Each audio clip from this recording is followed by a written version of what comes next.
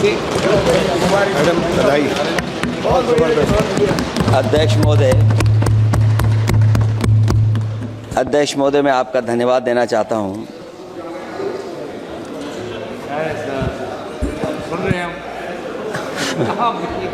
अध्यक्ष महोदय, मैं आपका धन्यवाद देना चाहता हूं। साथ ही साथ इस सदन में जो 75वें वर्ष पर संविधान की बहस शुरू हुई है, जहां सत्ता पक्ष से माननीय रक्षा मंत्री जी उन्होंने अपनी बात रखी। अभी कांग्रेस पार्टी की नवनिर्वाचित सांसद उन्होंने अपनी बात रखी। उसके बाद अध्यक्ष महोदय मुझे बोलने का मौका मिल रहा है।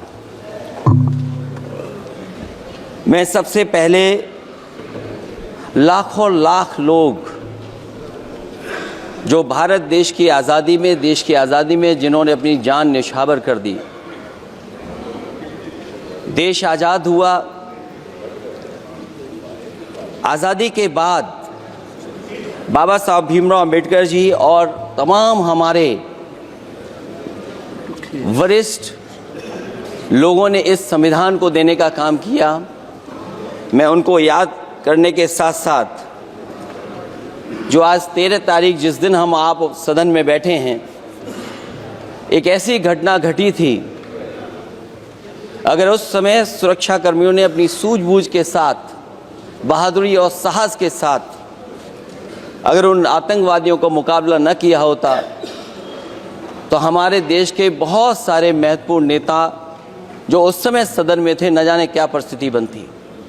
मैं उन बहादुर जिनकी जान गई उनका याद करता हूं, वहीं श्रद्धांजलि भी देता हूं। मैं इस संविधान की चर्चा पे जहां खड़ा हुआ हूं,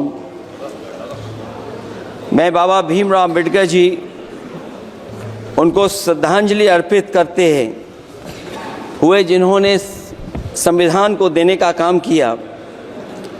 हमारा संविधान जो तैयार हुआ है, उनकी प्रबुद्ध दृष्टि का परिणाम है कि हमारे पास न्याय, स्वतंत्रता, समानता और बंधुत्व के सिद्धांतों पर आधारित एक महान संविधान हमें मिला है। भारत राज्यों का एक संघ है और हमें विविधता में एकता पर गर्व है। ये हमारा संविधान ही है जिसने भाषाई, क्षेत्रीय, धार्मिक और जातीय विविधता वाले हमारे देश को एक साथ रखा है। ये संविधान डॉक्टर अंबेडकर जी ने कहा था कि संविधान की सफलता इस पर निर्भर करेगी कि हम उसके अनुसार कैसे काम करते हैं। ये देखना है, विधायिका, कार्यपालिका और न्यायपालिका की जिम्मेदारी है कि इस महान देश का शासन हमारे संविधान में निहित उच्च सिद्धांतों के अनुसार चलाया जाए। डॉक्टर अंबेडकर ने कहा था, मैंने तो संविधान निर्माण का दायित्व बहिष्कृत वंचित वर्गों को अधिकार दिलाने के लिया है। ये वही संविधान है जो समय समय पर हमारा रक्षा कवच बनता है। अध्यक्ष महोदय, ये संविधान हमारी ढाल है, संविधान हमारी सुरक्षा है, संविधान हमें समय समय पर शक्ति देता है। संविधान ही देश की 90% शोषित, उपेक्षित, पीड़ित, वंचित जनता के अधिकारों का सच्चा संरक्षक है। ये संविधान ही हमारा बड़ा मददगार है।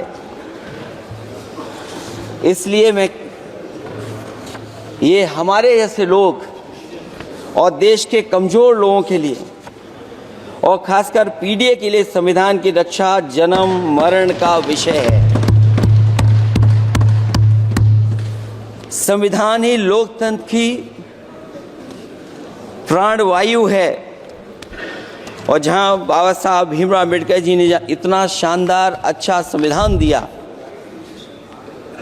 वहीं डॉक्टर अम्बेडकर ने स्पष्ट कहा था, जो हमारे माननीय मंत्री जी ने भी सत्ता पक्ष से वो बात रखी और कहा था, संविधान कितना भी अच्छा हो, यदि उसे लागू करने वाले लोग अच्छे नहीं होंगे तो परिणाम अच्छे नहीं निकलेंगे। इसलिए अध्यक्ष महोदय, इस संविधान पर लगभग 75 वर्ष में के बाद भारत की संसद में फिर चर्चा हो रही है। मैं कई महत्वपूर्ण बिंदुओं पर अपनी बात को रखना चाहूँगा। अध्यक्ष महोदय, हमारे संविधान की प्रस्तावना संविधान का निचोड़ है। सरकार के उद्देश्यों और लक्ष्यों को स्पष्ट उल्लेख है प्रस्तावना में। मैं प्रारंभ करता हूं संपूर्ण प्रभुत्व संपन्न समाजवादी धर्मप्रिय लोकतांत्रिक गणराज्य से। आज अध्यक्ष जी, सीमाओं की रक्षा करना संप्रभु का प्रथम कर्तव्य है। और अध्यक्ष महोदय, जिस देश की सीमाओं की सुरक्षा में जहां पर समय समय पर सेंध लगती हो, और हमारे माननीय मंत्री जी बेहतर जानते होंगे कि कई जगह पर हमारी सीमाएं सिकुड़ रही हैं। हमारे संसदीय मंत्री राज्य अरुणाचल प्रदेश में चीन के बिल्कुल बगल में रहते हैं। अध्यक्ष महोदय, ये जानते होंगे कि हमारे पड़ोस में कितने गांव बस गए हैं, न जाने कितना वहां पर गांव की तरह घर बसा दिए गए हैं। लद्दाख की तरफ अभी दोनों देशों की सेनाएं पीछे हटी हैं। हम अपनी सीमा में ही पीछे हटे हैं, और चीन जो हमारी सीमा में अंदर आ गई थी, वो हमारी सीमाओं से ही आंशिक रूप से पीछे हटी है। और अध्यक्ष महोदय, उस सीमा के पास एक रिजांगला मेमोरियल बना था। हमारे सरकार के लोग ये जानते होंगे कि जिस समय ये बात उठी लद्दाख को लेकर के, उस रिजांगला के मेमोरियल को तोड़ दिया गया। आज वो रिजांगला मेमोरियल वहां नहीं है। और उस लड़ाई के लिए अध्यक्ष महोदय, हमारी फौज के लिए कहा गया था कि हमारी वो बहादुर फौज है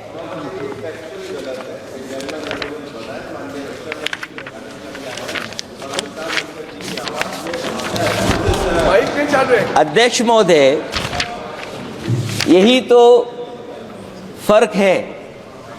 कहां पर था, कहां पर बना अब। और अध्यक्ष महोदय, मैं सरकार को बताना चाहता हूं, अध्यक्ष जी, मंत्री जानते होंगे, मंत्री जी, केवल 12 किलोमीटर सड़क बनी थी, और पड़ोसी देश ने क्या क्या नहीं कहा गया। और वो समय आएगा जब हमें मानसरोवर और कैलाश पर्वत पे जाने के लिए भी वो देश हमें रोकने लगेगा। तो हमारी आज 75 साल बाद सीमाएं कितनी सुरक्षित हैं। क्या लद्दाख की वो फिंगर्स जहां पर हम पहले थे, क्या हमारी फौज वहीं खड़ी है कि नहीं खड़ी है? अगर आप रिजांगला मेमोरियल जानते होंगे, तो लद्दाख की वो सीमाएं जो हमारे देश के अंदर थी, क्या हमारी सीमा वहां तक है कि नहीं है? आज यही है। ये देश समाजवादी गणराज्य बने। समाजवाद का सरल शब्दों में अर्थ है कि समता और संपन्नता हो। लेकिन देश में अध्यक्ष महोदय, 2014 के बाद विषमता जिस तेजी के साथ बढ़ी है, उसकी कल्पना भी नहीं की जा सकती है। 140 करोड़ में से 82 करोड़ सरकारी अन्न पर जिंदा हैं। अध्यक्ष महोदय, जो देश को ये कहते हो कि हम दुनिया की सबसे तेज रफ्तार पे चलने वाली अर्थव्यवस्था बनने जा रहे हैं। 3 पर पहुंच गए और ऊपर जाएंगे। मैं सरकार से कहना चाहता हूं कि जब 82 करोड़ सरकारी अन्न पर जिंदा हैं और दूसरी तरफ देश की संपूर्ण संपत्ति के 2/3 हिस्से पर कुछ परिवारों का कब्जा है, अगर सरकार में ये बहादुरी और हिम्मत है तो इस 60% गरीबी के रेखा से नीचे रहने वाले लोगों की पर कैपिटा इनकम क्या है। अगर आपकी अर्थव्यवस्था ऊंचाई पर जा रही है तो हमारे जो गरीब लोग हैं, जो 60% गरीब लोग हैं, उनकी पर कैपिटा इनकम क्या है।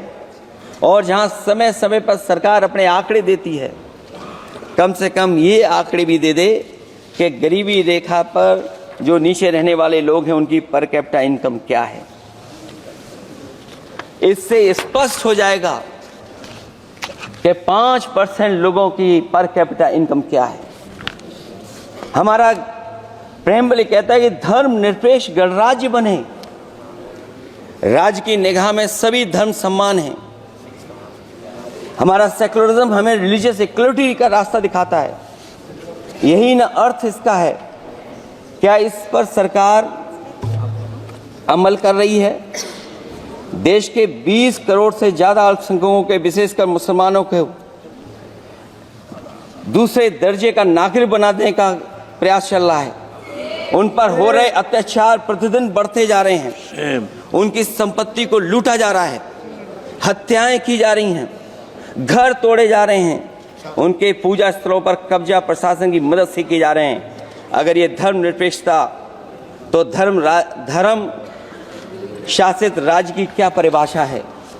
और हाल ही में हम लोगों ने अध्यक्ष महोदय उदाहरण देखा है कि किस तरीके से उत्तर प्रदेश में कई महत्वपूर्ण जगह पर इस तरह की घटनाएं जानबूझ करके की गई। मुझे याद है उस समय, जिस समय उत्तर प्रदेश का इलेक्शन चल रहा था,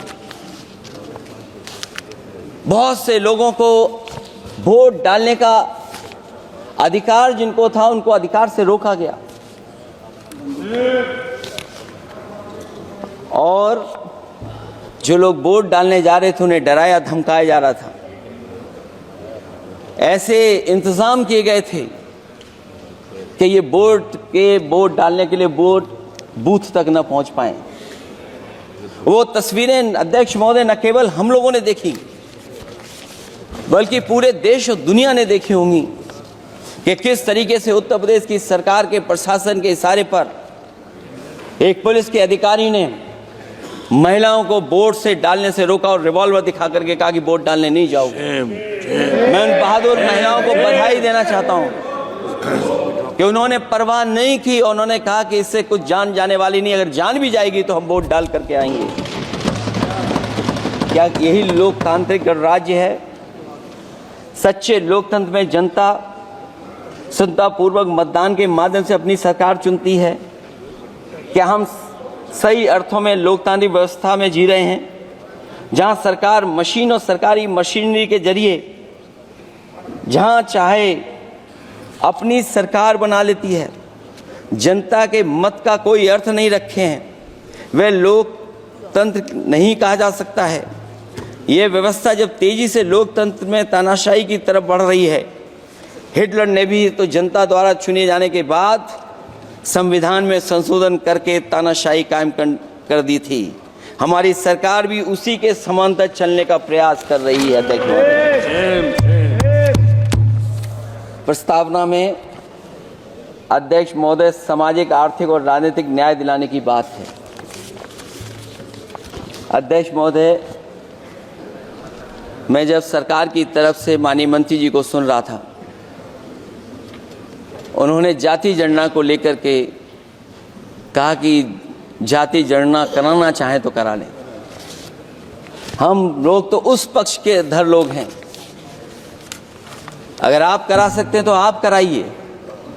नहीं अध्यक्ष महोदय, जब कभी भी हम लोगों को मौका मिलेगा तो जाति जनगणना कराने का काम हम लोग करेंगे। सामाजिक न्याय समाज के अनुसूचित जाति, अनुसूचित जनजाति और अन्य पिछड़े वर्गों को न्याय दिलाने का बड़ा अस्त्र आरक्षण था, उसे समाप्त कर दिया गया है। आउटसोर्सिंग और कॉन्ट्रैक्ट बेसिस पर थोड़ी बहुत नौकरियां जो दी जा रही हैं, उनमें दलितों और पिछड़ों का कोई आरक्षण नहीं है। शिक्षण संस्थाओं और विश्वविद्यालय में प्रोफेसर्स और वाइस चांसलर के चयन के समय इनके आगे लिख दिया जाता है, एक नया शब्द का इजाद हुआ, NFS, नॉट फाउंड सुटेबल। सरकारी उपक्रम भेज दिए, प्राइवेट उपक्रमों में कोई आरक्षण नहीं है। अध्यक्ष महोदय, शिक्षा मंत्री जी सूची जारी करें, और अगर ये बात कहीं भी गलत है तो शिक्षा मंत्री जी सूची जारी कर दें। देश के सभी केंद्रीय विश्वविद्यालयों के वाइस चांसलर की ओर प्रोफेसर की एक,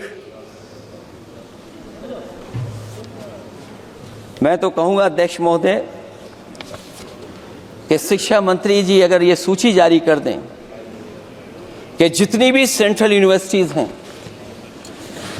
और उनके माध्यम से जितने भी प्रोफेसर्स का अपॉइंटमेंट हुआ है, सब बात साफ हो जाएगी। आप केवल देश के 10% लोगों को ही ख्याल रख रहे हैं, बाकी 90% लोगों का आप ख्याल नहीं रख पा रहे हैं। और जाति जनगणना कभी जाति में भेदभाव नहीं बढ़ाएगा अध्यक्ष महोदय। जाति जनगणना जातियों के बीच दूरियां कम करेगा और तमाम हमारे ऐसे समाज के लोग जिनको न्याय नहीं मिला, जिनको अधिकार नहीं मिला है, अध्यक्ष महोदय कम से कम जाति जनगणना के बाद उन्हें अधिकार और सम्मान दिलाने का काम भी हो सकेगा। इसलिए हम इसके पक्ष में हैं। आर्थिक न्याय के बगैर न सामाजिक न्याय मिल सकता है और न राजनीतिक न्याय मिल सकता है। गरीबी का नाजायज लाभ उठाकर धन्ना सेठों की सरकार चुनाव में पैसा बांटकर राजनीतिक न्याय का भी अपहरण कर लेती है। कर्ज में डूबी बड़ी आबादी महाजन के दबाव में अपनी इच्छा के खिलाफ वोट देने को विवश हो जाती है। चुनाव में सत्ताधारी दलों द्वारा पैसे की भरमार के चलते कोई सामान्य कार्यकर्ता चुनाव नहीं लड़ पा रहा है। बड़े पैमाने पर धनवान चुनकर आ जाते हैं। पैसे के बल पर जब तक आर्थिक विषमता समाप्त नहीं होती, लोगों को राजनीतिक न्याय मिल नहीं सकेगा।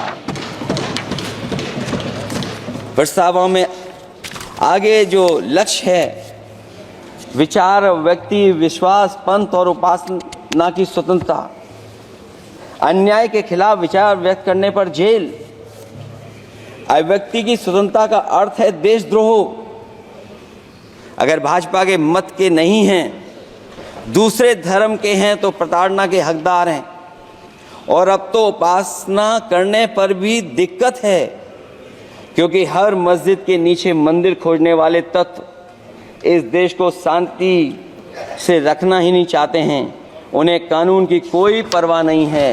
मैं इस मौके पर धन्यवाद देना चाहता हूं सुप्रीम कोर्ट का, कम से कम वो फैसला आया है जहां कुछ दिनों के लिए ये पाबंदी लगाई गई। व्यक्तियों की गरिमा और देश की एकता और अखंडता को सुनिश्चित करने वाली बंधुता, ये विभाजनकारी नीतियां संविधान की प्रस्तावना के उस उद्देश्य से जरा भी मेल नहीं खाती है। व्यक्ति की गरिमा लिंचिंग से धूल दूषित हो चुकी है। उद्योगपति सरकारी आतंक से परेशान हैं, हो करके अपनी पूंजी समेटकर देश छोड़ गए हैं और लगातार जा रहे हैं। अध्यक्ष महोदय, आज़ादी के बाद उद्योगपति कभी इतने भारत छोड़ करके नहीं गए होंगे, देश छोड़ के नहीं गए होंगे जितने इनकी सरकार में चले गए हैं। अगर व्यक्ति की गरिमा सुनिश्चित हो तो कोई व्यक्ति क्या अपनी मातृभूमि को छोड़ करके जा सकता है। सरकार इस पर आत्मचिंतन करे। अगर आपसी मतभेद पैदा करके एक दूसरे के प्रति अविश्वास पैदा किया जाएगा तो क्या देश की एकता और अखंडता के लिए एक अशुभ संकेत नहीं होगा।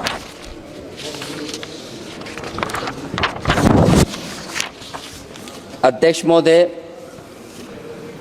आर्टिकल 14 कानून के समक्ष समानता। भारत के अंदर किसी भी व्यक्ति को राज्य कानून के समक्ष समानता को डिनाई नहीं कर सकता है। हो क्या रहा है, एक ही कानून कुछ लोगों के लिए अलग है और दूसरों के लिए अलग। अगर सत्ता पक्ष का व्यक्ति गेरुआ गमछा पहनकर गालियों को गाली दे दे तो जी हजूरी और दूसरा न्याय मांगने जाए तो उसे लाठी। क्या ये अनुच्छेद 14 का अनुपालन हो रहा है? अध्यक्ष महोदय, किसी भी व्यक्ति को उसके जीवन और दैहिक स्वतंत्रता से कानून सम्मत प्रक्रिया के बगैर वंचित नहीं किया जा सकता।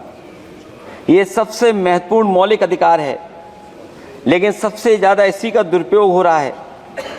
फर्जी मुठभेड़ में हत्याएं, जेल के अंदर हत्याएं और पुलिस अफरीक्षा में हत्याएं। आदमी कहीं भी सुरक्षित नहीं है। ईडी का तो ऐसा कानून बना दिया गया है कि बिना एफआईआर, बिना नोटिस किसी को भी बंद कर दो। लोकतंत्र फासिज्म में बदल रहा है। और अध्यक्ष महोदय, क्योंकि उत्तर प्रदेश की चर्चा सत्ता पक्ष से भी हुई, जो हालात उत्तर प्रदेश में हैं,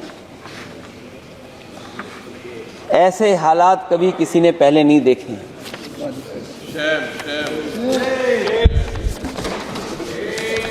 जहां पर कानून की समय समय पर धज्जियां उड़ रही हैं। और अध्यक्ष महोदय, केवल एक घटना नहीं मैं कहना चाहता हूं, ऐसी तमाम घटनाएं हैं जिनके बारे में मैं कह सकता हूं। आज़ादी के बाद अगर हम 75वें वर्ष में इस बात पर चर्चा करें संविधान पर, और आए दिन लोगों को न्याय मांगने के लिए आत्मदाह करना पड़े, तहसील हो वहां पे आत्मदाह, जिलाधिकारी हो वहां पे आत्मदाह, न्याय मांगने के लिए अगर मुख्यमंत्री आवास में जाना पड़े वहां पे आत्मदाह। सोचिए हम किस दिशा में जा रहे हैं। और अध्यक्ष महोदय, किसने नहीं देखा कि टीवी पे चलते हुए लोगों की जान ले ली गई? लाइव देखा है सबने। ये कहां का न्याय है? न केवल वो, बल्कि पता नहीं अध्यक्ष महोदय, हमारा प्रदेश कस्टोडियल डेथ में सबसे आगे जा रहा है। महिलाओं के उत्पीड़न में सबसे आगे जा रहा है। ये मैं नहीं कह रहा हूं,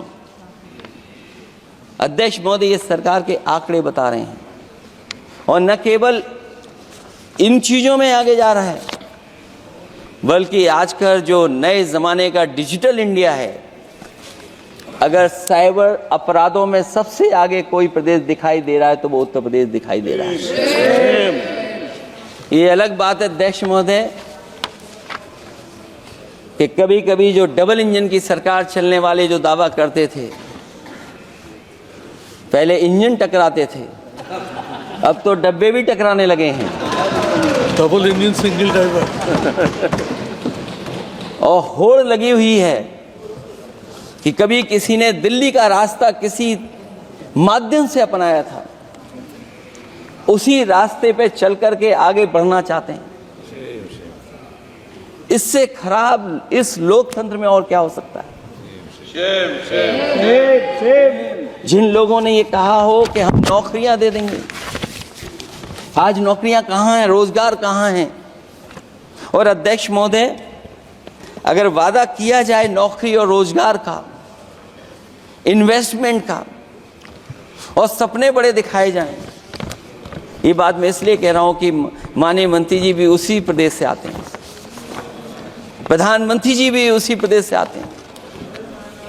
आज कई मायनों में, कई आंकड़ों में उत्तर प्रदेश पीछे दिखाई दे रहा है। जहां रोजगार के सवाल पर जो सरकारी नौकरियां इसलिए नहीं क्योंकि आरक्षण न देना पड़ जाए, इसे सरकारी नौकरियां नहीं हैं। आए दिन पेपर आउट, पेपर लीक, न केवल पेपर लीक है बल्कि जानबूझ करके पेपर लीक कराया जाता है जिससे कि परीक्षा रद्द की जा सके। और जो अग्निवीर वाला सवाल था वो आज भी वैसा ही का वैसा है। हम लोग अग्निवीर वाली व्यवस्था कभी स्वीकार नहीं कर सकते हैं। जो पहले भर्ती जैसी होती थी अध्यक्ष महोदय, अगर वैसी ही भर्ती होगी तो हमारी सीमाएं और सुरक्षित होंगी, हमारे और नौजवान जाकर के देश की असली पक्की वर्दी पहनने का काम करेंगे। ये अध्यक्ष महोदय कैसी चर्चा संविधान की जो है बिना प्रधान की।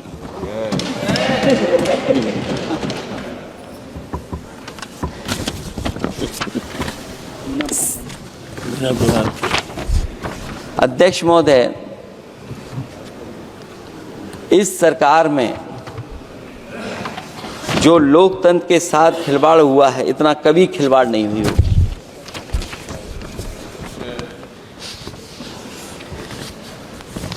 संविधान को परतंत्र बनाकर जो लोग राज करना चाहते हैं, उनके लिए आज़ादी का अमृतकाल सिर्फ एक जुमला है।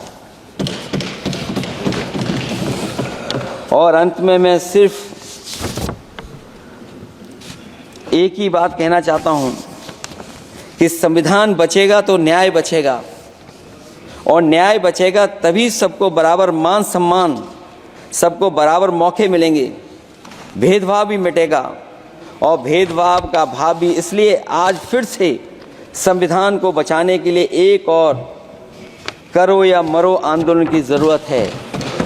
इसलिए अध्यक्ष महोदय, हम आपको भरोसा दिलाते हैं, पिछले चुनाव में भी बहुत सारे सत्ता पक्ष के माननीय लोग ये कहते थे कि हमें इतनी सीटें मिल जाएंगी तो हम संविधान बदल देंगे।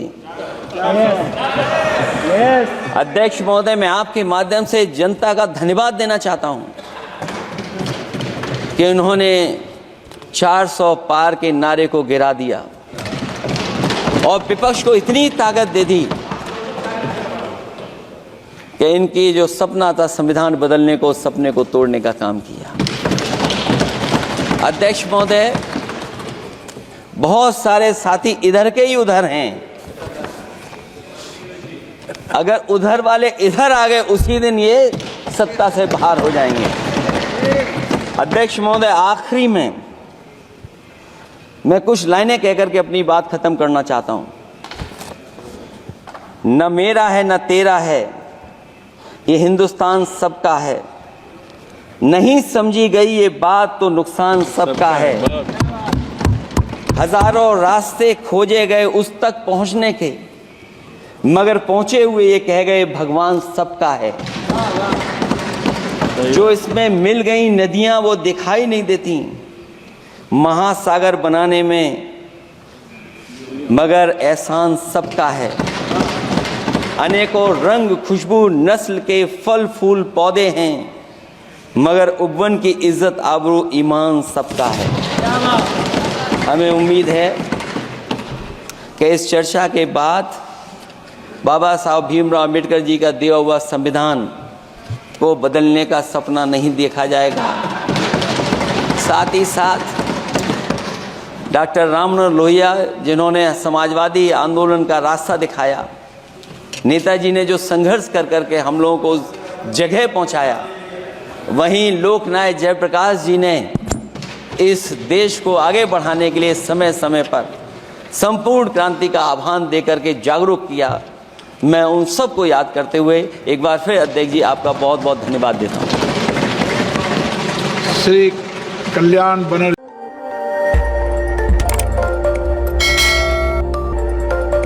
खबर आपकी, नजर हमारी।